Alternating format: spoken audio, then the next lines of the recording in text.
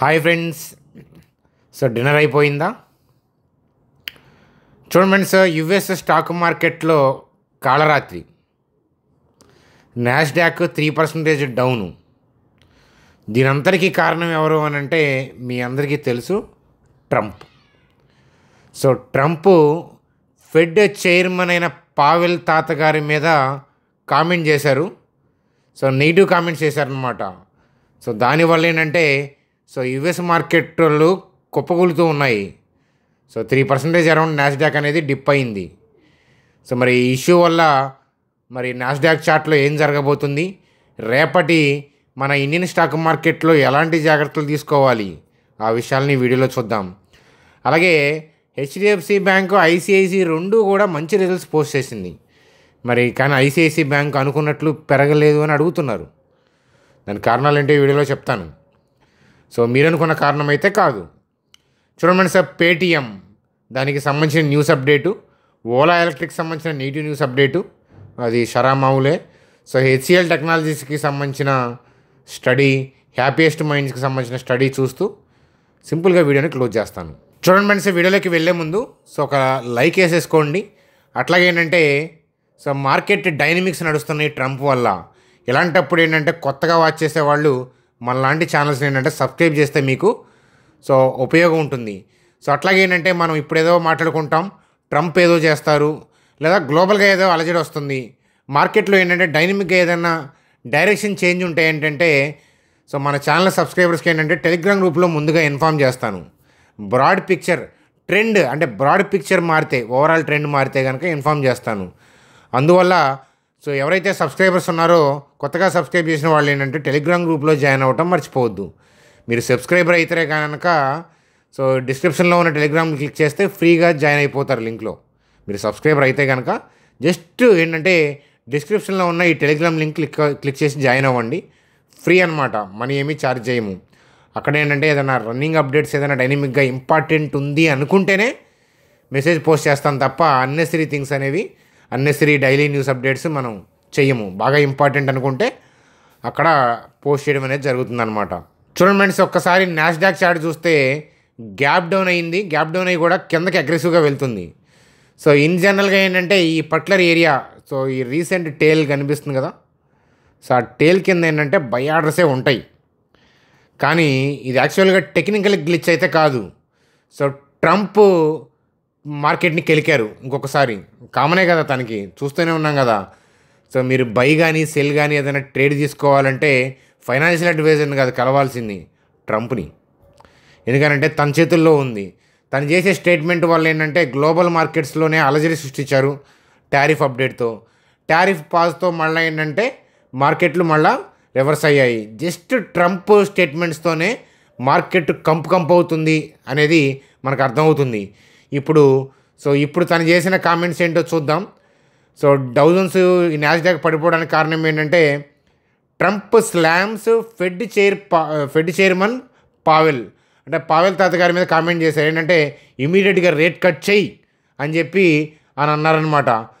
అదే ఎలక్షన్స్ అప్పుడైతే కనుక తొందరపడతారు తప్ప, అంటే ఫెడ్ చైర్మన్ ఎలక్షన్స్ అప్పుడైతే తొందర బాగానే చూపించారు.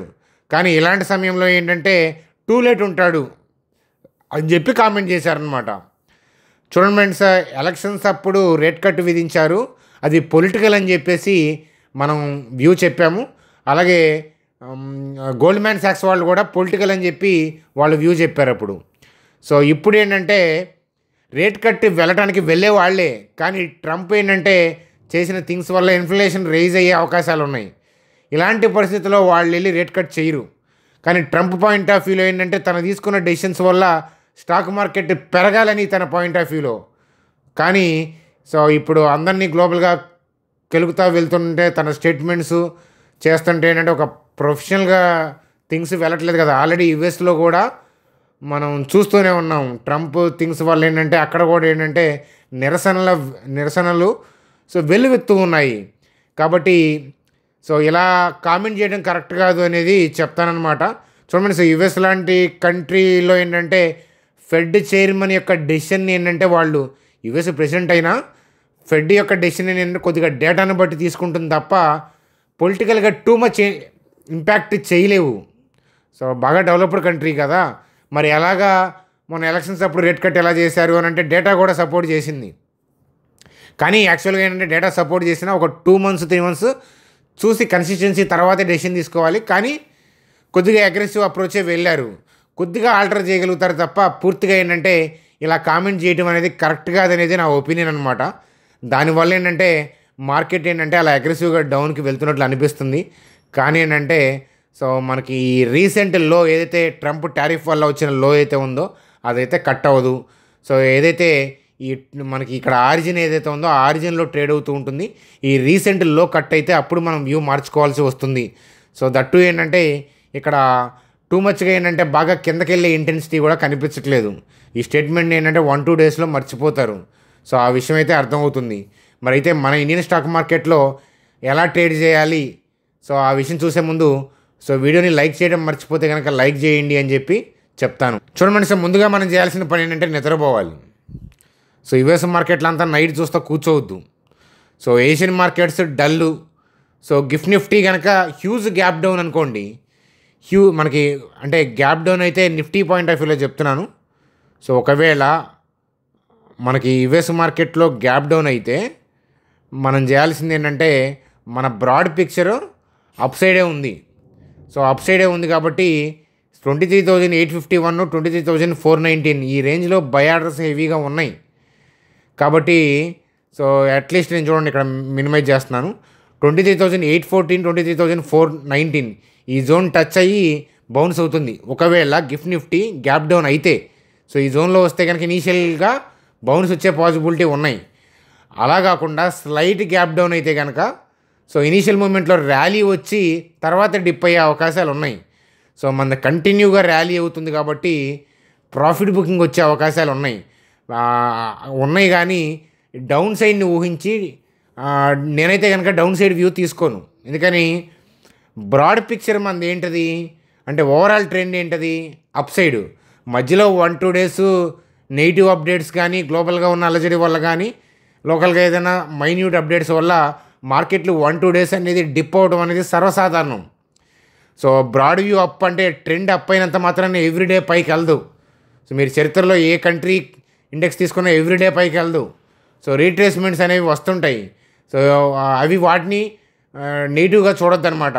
ఒకవేళ డైరెక్షన్ ఇంపాక్ట్ అయ్యేలాగా సెల్లింగ్ వస్తే అది మనకు అర్థమవుతుంది. సో అది చెప్తాను. దానికి కంబైన్డ్గా నెగిటివ్ న్యూస్ కూడా కావాలి. కానీ ఇప్పుడు ట్రంప్ చేస్తున్న కామెంట్ వల్ల వచ్చే నెగిటివ్ అనేది ఒకవేళ జరిగితే పడుతుందని కూడా గ్యారంటీగా నేను చెప్పను.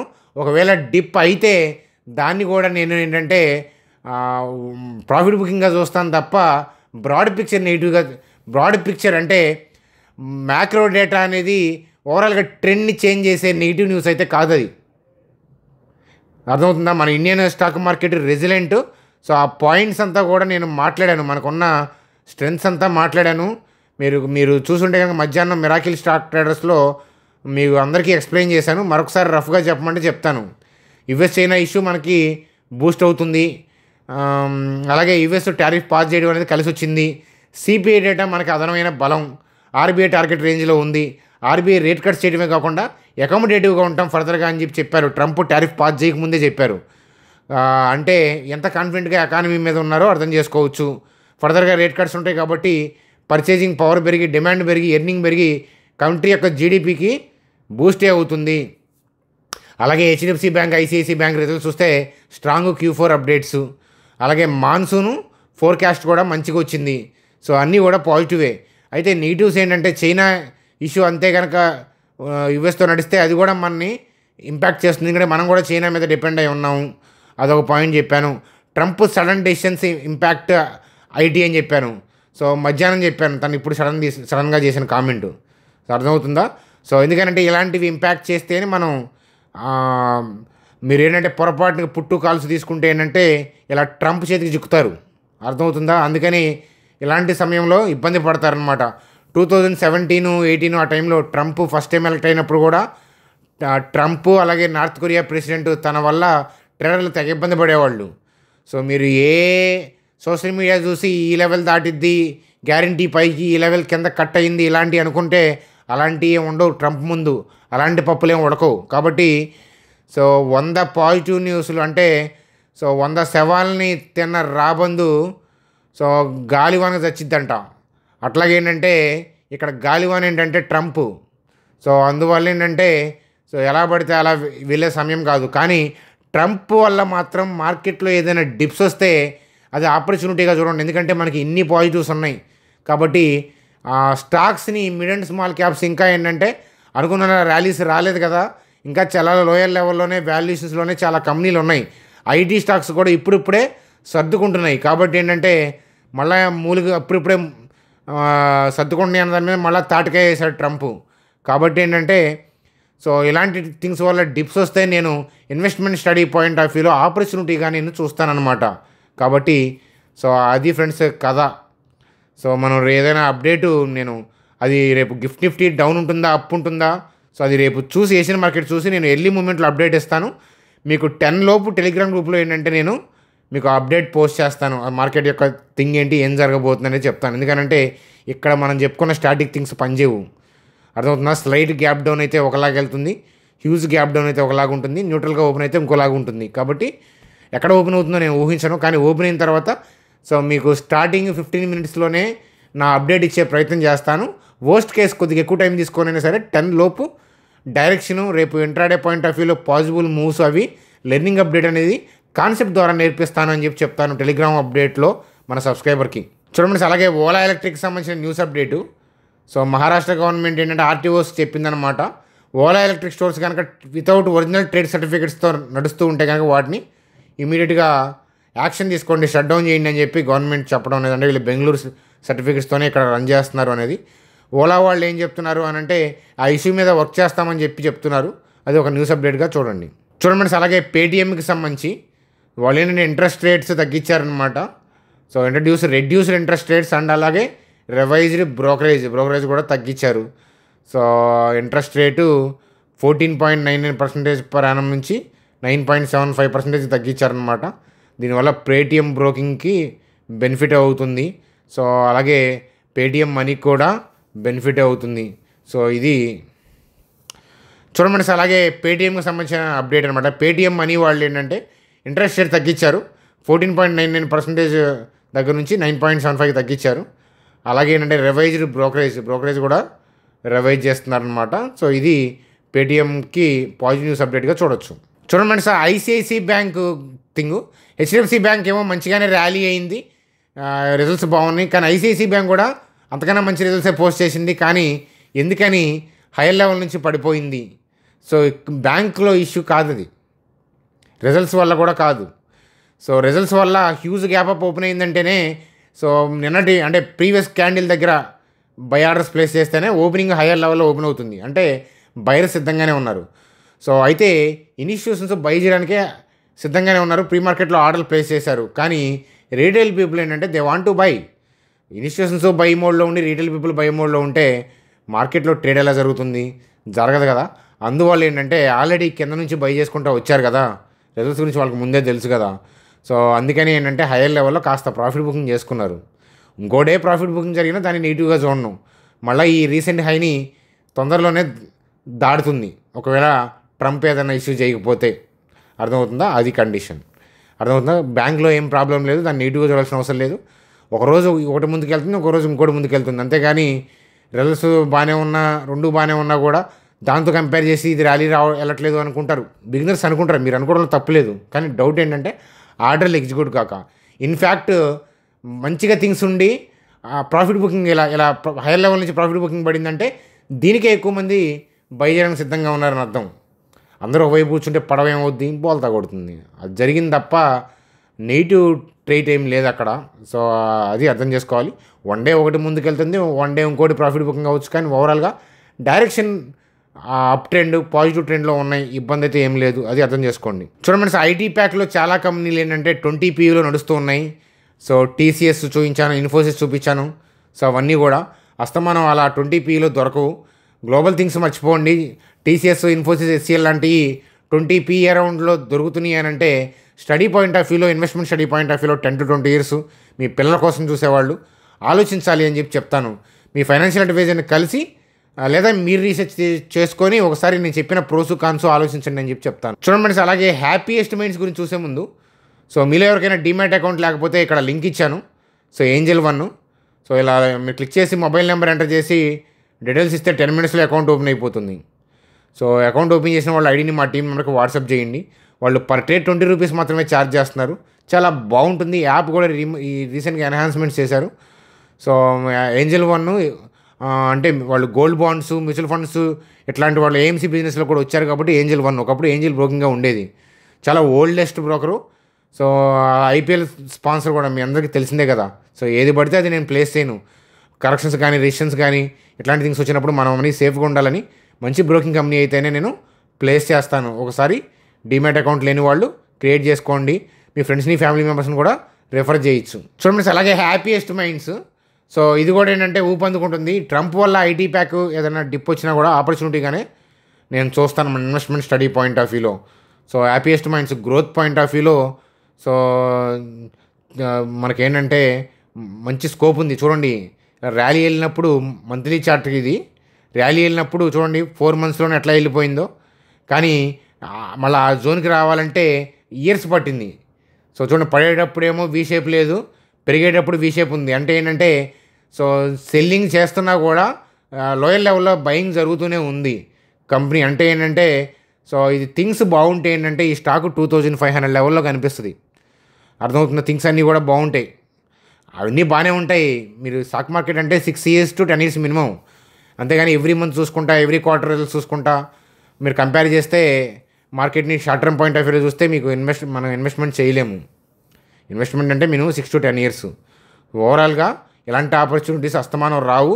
ఒక స్టడీ పాయింట్ ఆఫ్ వ్యూలో క్లోజ్గా ఒక లుక్ వేయండి అని చూడండి. అలాగే బ్యాంక్ నిఫ్టీ పాయింట్ ఆఫ్ వ్యూలో సో బ్యాంక్ నిఫ్టీ కూడా సో వరుసగా వెళ్తూ ఉంది. కాబట్టి ట్రంప్ వల్ల ఏదైనా పడితే అది మంచిగా అంటాను. కాస్త ప్రాఫిట్ బుకింగ్ కూడా రావాలి. కంటిన్యూగా ర్యాలీ అయితే ఏమవుతుందంటే సో ఏదో ఒక రోజు ఏంటంటే గట్టిగా నరుగుతారు. వరుసగా 2 days ఆల్రెడీ కంటిన్యూగా ర్యాలీ అవుతుంది కదని చాలామంది పాపం సిఈ తీసుకొని కూర్చుంటారు. వాళ్ళు ఇబ్బంది పడతారు. సో సిఈపి ఎప్పుడూ డేంజరే. ఇప్పుడే కాదు, ట్రంప్ వల్లే కాదు, మామూలుగా ఏంటంటే ఏ స్టాక్ మార్కెట్ మీకు తెలిసిందే కదా. డైరెక్షన్ ఒకవైపు ఉన్నా టైం చెప్పలేము, ఎంత టైంలోనే పడుతుందని. రేపు పొద్దున ఇన్ని డిగ్రీలు ఎండ కాస్తుందని ఖచ్చితంగా చెప్పగలమా? ఎండాకాలం అని చెప్పగలం. కానీ అలాగే ఏంటంటే చిన్న చిన్న థింగ్స్ కూడా టెంపరీగా రియాక్ట్ అవుతుంది. దానివల్ల ఏంటంటే ఆప్షన్స్ ఏంటంటే టైంతో కూడుకున్నాయి. కరెక్ట్గా ఈ టైంలోకి వెళ్తేనే పైకో కిందకో వాళ్ళకి ఉపయోగపడుతుంది. కానీ టెంపరీ థింగ్స్ యుఎస్లో తుమ్మినా, యూరోప్లో తుమ్మినా, మన కంట్రీలో తుమ్మినా, దగ్గినా, ఏది జరిగినా కూడా అవి ఇంపాక్ట్ అవుతుంటాయి, సడన్గా ఇంపాక్ట్ అవుతుంటాయి. కాబట్టి ఏంటంటే అందుకే ఆప్షన్స్ ట్రేడ్ చేసే వాళ్ళు ఎక్కువ నష్టపోతూ ఉంటారు పాపం.